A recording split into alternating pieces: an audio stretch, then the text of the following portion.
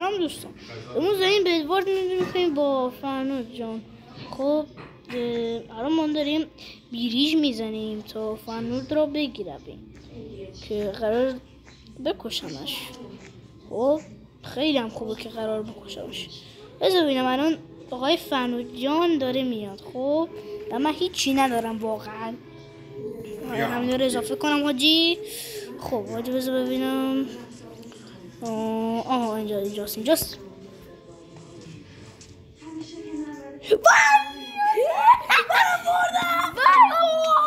حاجی تختمو نزدی. هیچ کنه تخت هیچ نزد. حاجی پشما مردی. ولی هنوز زدم یه تبر چوبه داش من هنوز تختمو زدم محمد داش. خب برای تختم درسته.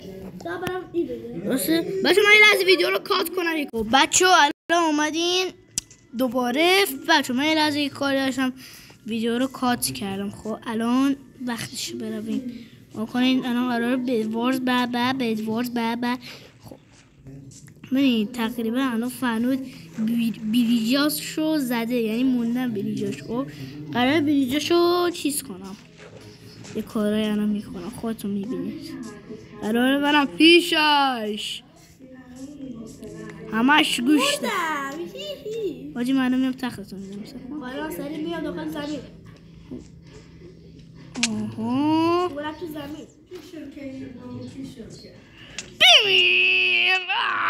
یه سوچی تختشو بزن. وای پیککسه دارم. وای حاجی نیافتم.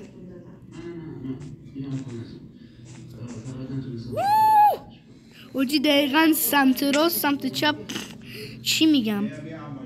وو بچه ها من از ویدیو رو کات کنم. بچه ها الان اومدیم. حاجی من نمیدونم بازی لگ زد 2 دقیقه. آقا بچه من نمیدونم حساب کنیم ببینم. یه لحظه بذار ببینم حاجی. بذار ببینم بچه ها این کجا صوت شد نمیدونم واقعا. بچه این صدایی که میشنوی صدای فیلمه. من داری فیلم رو میکنی حاجی.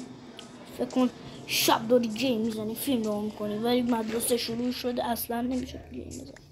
بچه ها میخوام این فرنود رو بکشم تقریبا، برم تختشو بزنم حاجی. بچه آقلوم حرف دادم تا این نشنوه. حاجی بودو چون ازشم دور شدم شاید بفهمم. کام تو کیسه شهاره یا چه یک موتی.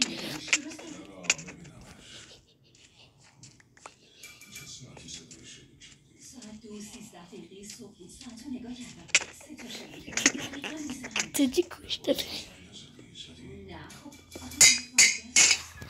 بچه کشته بچه بودو مردی داشت.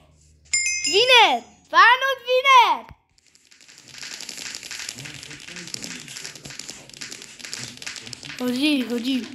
حاجی بردیم بچه بردیم. اوه داشت بیام.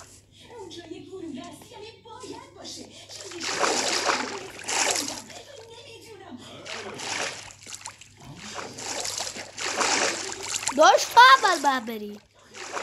آره تو اول بچه ما یه لحظه ویدیو رو کات کنم. اصلا ویدیو رو کات کنم که بیاد ولی برش کن. خدایش برش کن.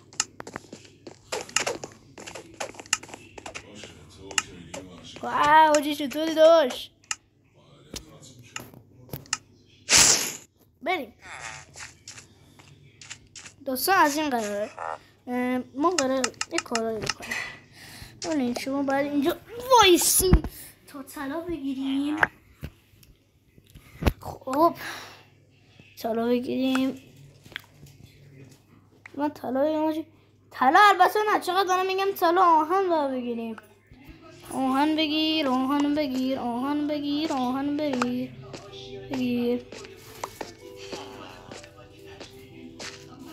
بچه ها مثل این که ویدیو دیدین این ویدیو هم کوتاه بوده.